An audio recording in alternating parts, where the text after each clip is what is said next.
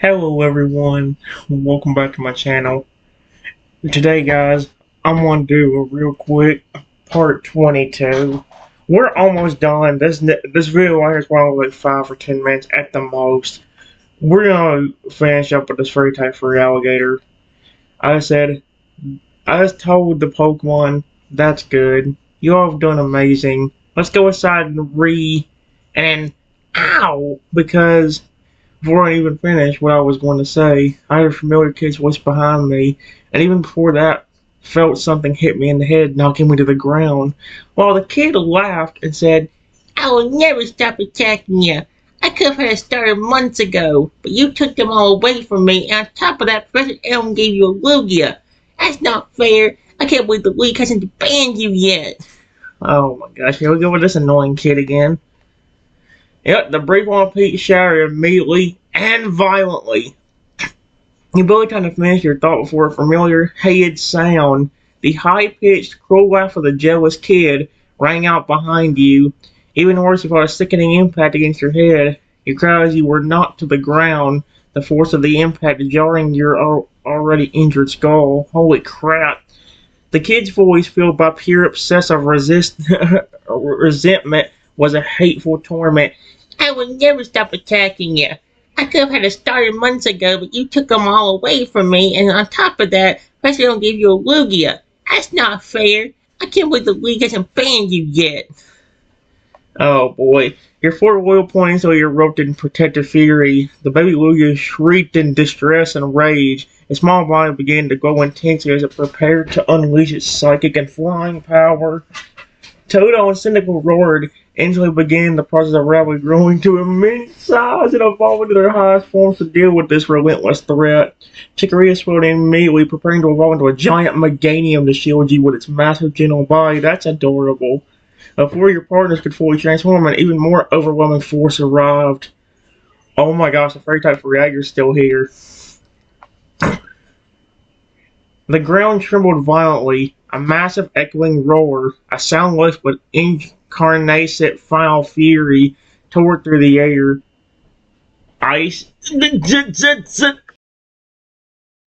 Alright guys, here's what it said.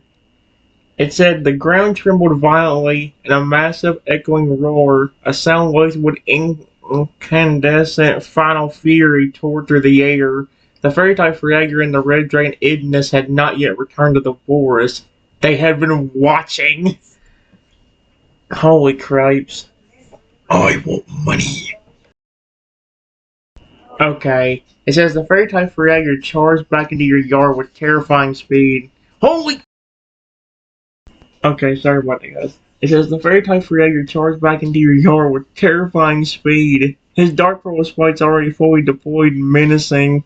He stopped right beside you, his enormous body fully shielding you from the pathetic, furious kid. He said pathetic. His voice was no longer a rumble or a gentle baritone. It was the sound of a god's patience running out. And that Feraligatr's just a guardian. He's not even like, holy crap. Oh my gosh, the way you were. Malice! You are a sickness! We told you to flee the region, and you dared to follow my trusted friend to his very home? Wow, the Feraligatr roared, the sheer volume and hatred in his voice paralyzing the kid. The red giant Idness landed with a thundering crash that shook the foundations of your house. He positioned himself to block the kid's escape, breaking out a gout of non-lethal scorching heat that drove the attacker backward. Feraligatr looked down at you, his eyes burning with protective rage, then turned that rage back to the source of the persistent evil. Your malice is not allowed to exist in the world we guard, he declared. This ends now. Uh-oh. He directed an ultimate concentrated blast of his fairy-type power, a final unyielding whimsical trance directed at the jealous child. This attack was fueled by his own protective fury, the anger of the guardians, and the betrayal of peace. The child didn't even have time to scream before the attack overwhelmed his mind, crushing his capacity for conscious, malicious thought. The Feraligatr stood over the silent, defeated figure for a long moment, ensuring that the threat was extinguished for good. Then he turned his mouth back to you, his eyes filled with immense tenderness. His spikes soften, full fade into the gel pink of a relief protector. You are safe now, Trenton. He will not trouble you again. But he will forget why he hated you, and he will never find this path again. Feraligatr promised, his voice now a comforting rumble. Your partners immediately abandoned their transformations and converged on you, frantic with worry. The fairy-type Feraligatr lowered his head, nudging you gently. Let your friends help you inside. You need immediate rest. The guardian instructed. We will remain here till you are behind a locked door. Go, friend. Your home is now secure. Your family truly proud of both your loyal team and the powerful guardians. Alright. Alright, guys. I can't tell what's working or not. I mean, for one, the Toadal is not speaking English, which I know originally he could. And I talk about Lugia's not growing. I know he can't evolve, but he can still grow it his own anytime he needs to. I said thank you again for Feraligatr and Igneous. And I tried to get up, but the pain was so overwhelming that I couldn't even move my body. And the first thing I try to get up, the pain hits. Yep. The immense fairy-type Feraligatr immediately understood. He watched her attempt to rise, his predator gaze never leaving you, and saw the raw pain that crippled your movement. His jumping color deepened with concern.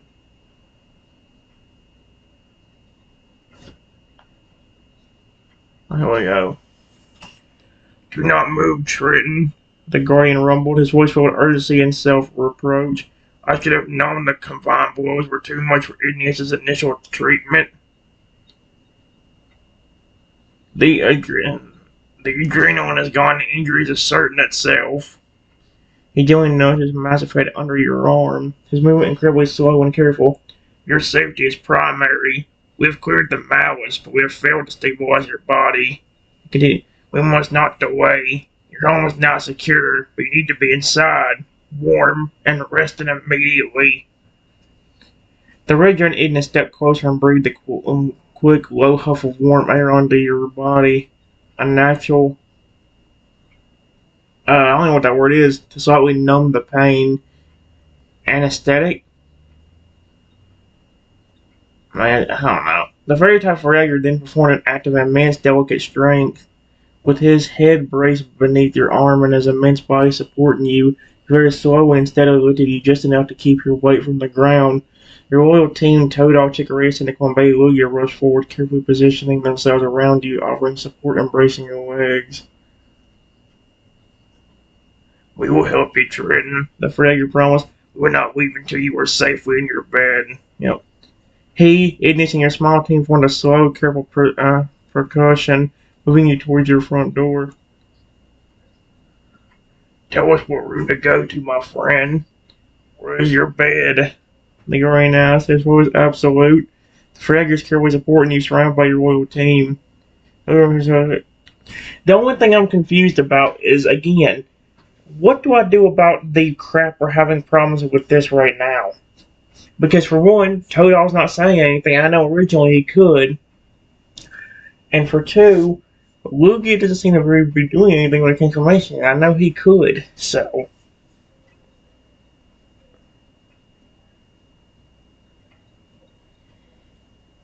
Either way, give me a moment.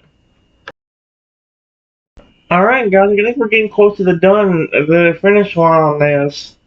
It says, it's just down, I just said, it's just down a small hallway near the entrance. Second room on the right. It says the immense fairy-type Feraligatr carefully adjusted his immense body, using his strength to hold you steady. Red-Dragon Igneous was positioned behind you, and your four small, frantic Pokemon, Toadal, Chikorita, and Baby Lugia, worked together to ensure your legs and arms were supported.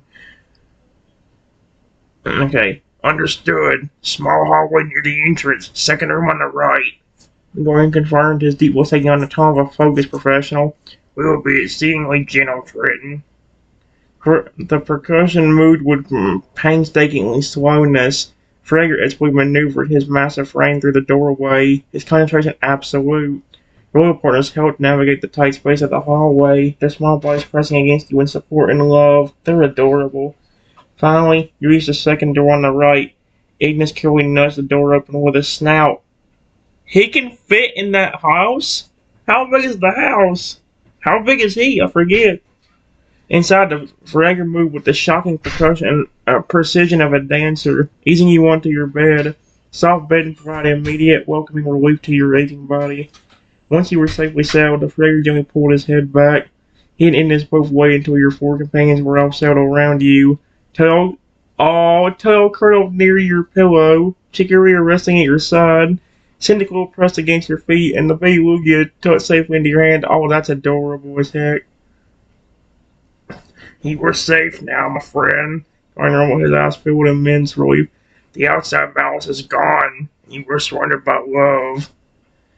The red dragon Ignis stood near the door, his presence solid and watchful. We will ensure no one disturbs your rest. We will keep vigil until your recovery is well underway. Freddie looked at your small team, offering a respectful nod to their baby. Your partners will keep you warm, and the love will be the best medicine. You're finally warm, safe and tucked in bed, surrounded by your loyal team. Your arms of the force of ensure your peace. That's very cute. Alright. I didn't hold on a moment. Alright, guys. As I said, thank you, all of you. And I said, Freya, before you and Ignis leave, is there another creature that lives in the forest you protect that could possibly stay at my house on the outside to make sure nobody tries to break in while my team relaxes? At least for tonight. I know they were my first guardians, but I want them to rest comfortably and relax too. The immense fairy-type Feraligatr heard your final request, and his expression, while exhausted, deepened with profound appreciation. You understood your selfless nature. Even now, hurt and safe in bed, your primary concern was for the rest and safety of your own protectors. Trenton, your compassion for your team is truly remarkable. The guardian rumbled, his voice low with warmth. You want them to relax after their worry, and that's a kindness they deserve. He looked at the red dragon Ignis, who stood by the door. Ignis gave a solemn nod, acknowledging the importance of this final protective measure. Yeah, there is such a protector, Freya confirmed, one who specializes in stillness, defense, and ensuring boundaries are respected, who is strong enough that even the most determined fool will not attempt to pass. We'll send you a Torterra, he announced. Not one of the ancient colossal Torterra we spoke of, but a seasoned mid-sized veteran. Torterra species are unmatched in their defensive power and their ability to become an immovable living fortress. Now, the Torterra will sail directly outside your house. Its body becomes a nearly impenetrable shield, like a second wall for your home. You will not need to move or fight, simply as this is an unbreakable barrier. It requires very little of your team's energy. Your partners can rest completely knowing that the Torterra's defensive power will keep your home absolutely secure until morning. The Feraligatr paused, giving you a final trusting look. Ignis, I will summon it on our way back. It will arrive shortly, and it will remain till the sun is high and you are awake and ready for the day. Rest assured, your wonderful partners will get the comfortable, safe sleep they deserve tonight. The Feraligatr gave a sharp, silent signal to Ignis. Two guardians then turned to leave, their mission of protection successfully completed. Rest well, dear friend, Feraligatr whispered. We will see you soon in the forest. That's really neat. Now with a massive Torterra on its way, stand silent guard, you are entirely safe. Wow. Okay. Again, there's a few things I'm still confused about. Again, for one, why in the world was the Toad not talking? Because I know originally he could. And two, why in the world did Lugia? I mean, Lugia was still getting angry. We never like grew into a massive creature, which is interesting enough. Other than that, this has actually gone pretty well. I want to see if I can solve that problem before I flip and get through this. Give me a moment. Alright guys, it says you watch as the massive horns of the fairy-type Feraligatr and the red dragon Ignis carefully exit your room, the front door closing quietly behind them. You felt the immense power of their promise to send the Torterra protector.